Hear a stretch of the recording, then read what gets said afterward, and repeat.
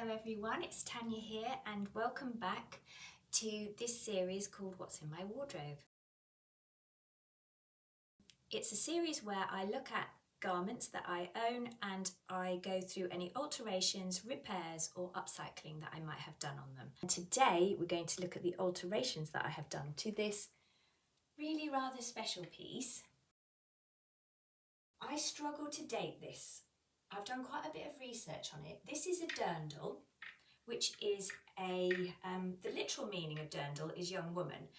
So they originally used to be called a dirndl Clyde, and it's a folk dress which is used in the Alpine region of Germany, Austria and Switzerland. Now, I was actually born in Switzerland, so when I was a kid, I had a lovely little dirndl that I used to wear, a red velvet dirndl with lovely embroidery on it. So I've always had a fondness for these folk garments from that region of the world. I saw this in a charity shop in Bristol when I was out shopping with my girlfriends, and I was instantly attracted to it. I tried it on. It actually had it was very tiny. If you can see, when I bought it, it did up here and it had a zip down the front. So it's actually like a 25-inch waist, I think originally, which unfortunately I am not. So I tried it on and the zip was kind of bursting at the seams. I managed to get it up, but I thought that's not going to be sustainable because I need to be able to breathe as well as wear clothing. I thought, you know, as always, if I love something, I think I'm going to have it and then I'm going to figure it out afterwards. If the worst comes to the worst, then it is too small for me and I simply have to sell it on again or give it to somebody else. Usually I can do something. So what I did with this, when I got it home, I tried it on again and I realised that in actual fact, the waist band didn't sit on my natural waist. The natural waist is the bit of your body where you go in and it's the smallest point, whereas the waist on this actually sat slightly lower than my waist on me, which meant that the narrowest point was hitting a point where I was not narrowest. So the first thing that I did was I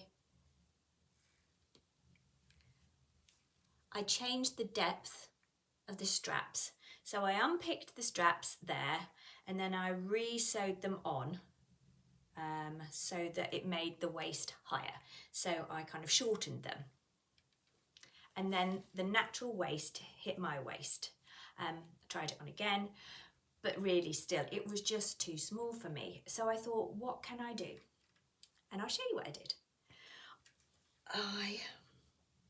Can you see here? Right, so on the back here, there's lots of pleats. It's really lovely. And on the front, there were some pleats as well. Can you see a pleat here? And there's one on the other side as well. Where is it? Yeah, just there. I don't know if you can see it. Anyway, I decided that if I took those pleats out, that would give me probably another inch. So that's what I did. So I unpicked it at the waistband, I took those pleats out, and then I sewed the skirt back to the waistband. But then I noticed that actually in the waistband, it had like an extra couple of inches. So can you see here? That's originally where it was sewn to there. So I was able to extend the dress by almost 2 inches there and an inch by getting rid of those pleats. So suddenly from a 25-inch waist, it was now a 28-inch waist, and that was fine. That fitted me. So then what I did was I put some press studs on this waist point because don't forget there was a zip there before, so I had to find another way of fastening it up. So I put press studs there with a small zip inserted on the bottom to keep the skirt nice and flat. But then I went for something slightly more decorative on the top. I decided that in a lot of dirndls you have this lace-up feature, and I thought that would be quite nice. So I sewed some little loops basically on the inside, And then I got this piece of, well, it's actually a shoelace. shoelace. So I got that, and I basically, when I put the dress on, I have to undo these to get the dress on, and then I re-thread it up, so I've got this crisscross effect, and then I do a bow at the top, and that is now the new fastening. I'm going to put a picture on the side so you can see what it looks like on.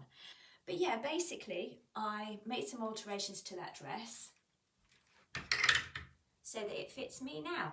I haven't done anything that has ruined it.